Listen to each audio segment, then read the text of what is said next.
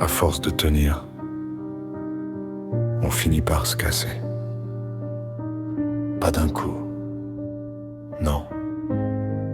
En silence, comme un verre qui se fissure un peu plus. Chaque jour, jusqu'au moment où plus personne ne reconnaît son reflet. Je suis devenu cet homme, celui qui répond que tout va bien, celui qui sourit pour ne pas inquiéter, celui qui serre ses enfants un peu plus fort quand personne ne regarde. Parce qu'il sait que rien n'est éternel.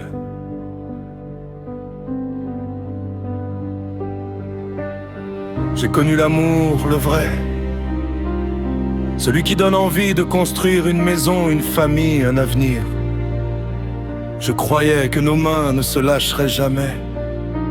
Puis un matin, j'ai compris que certaines promesses sont plus fragiles que le verre. Depuis, je parle au silence, je parle au mur, je parle aux souvenirs, parce qu'ils sont les seuls qui ne m'ont jamais quitté.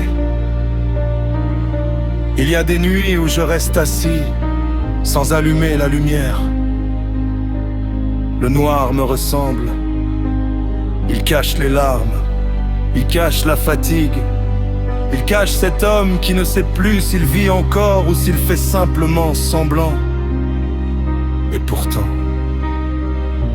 chaque matin, 3 petites voix me rappellent que je n'ai pas le droit de disparaître. Alors je remets mon sourire, comme on remet un vieux manteau trop lourd à porter. Je prépare le petit déjeuner.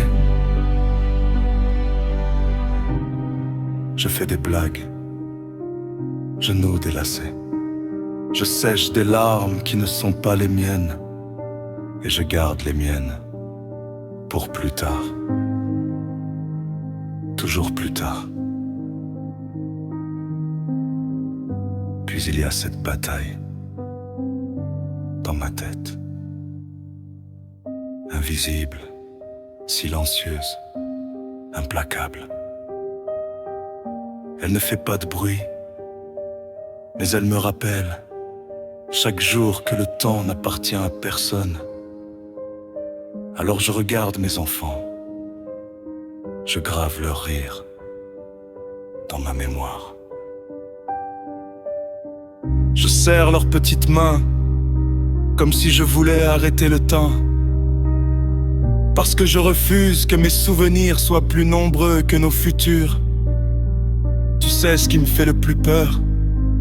Ce n'est pas de souffrir, ce n'est pas de tomber.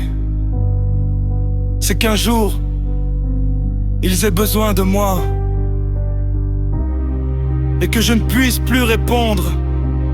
Papa est là. Alors je me bats. Pas parce que je suis courageux. Je me bats parce que l'amour me l'ordonne. Je me bats pour 3 enfants qui méritent de croire que leur père n'a jamais abandonné. Et parfois, quand tout le monde dort, je ferme les yeux. Je t'imagine encore. Pas pour revenir en arrière, mais pour revivre une dernière fois ces instants où je pensais que le bonheur était éternel. Je n'ai plus de colère, seulement un immense vide, un vide qui porte ton prénom, un vide qui s'assoit en face de moi chaque soir, un vide qui connaît toutes mes faiblesses. Les gens disent, tu finiras par tourner la page. Ils ne comprennent pas, on tourne une page quand on a fini un livre. Mais toi, tu étais toute mon histoire. Comment tourner la page quand le livre n'a jamais vraiment été terminé? Alors j'écris, parce que les mots sont les seules larmes qui ne tombent jamais au sol. J'écris pour ne pas oublier. J'écris pour respirer. J'écris pour rester debout. Et si un jour, mes enfants lisent ces lignes, Je veux qu'ils sachent que leur père n'était pas invincible. Il avait peur. Il doutait. C'est pleurer. Mais il les aimait, plus fort que toutes ses douleurs.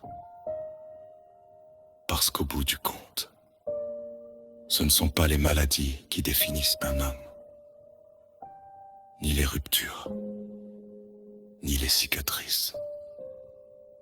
Ce qui le définit, c'est sa façon d'aimer. Et moi, même avec le cœur en morceaux, je n'ai jamais appris à aimer autrement que de toutes mes forces.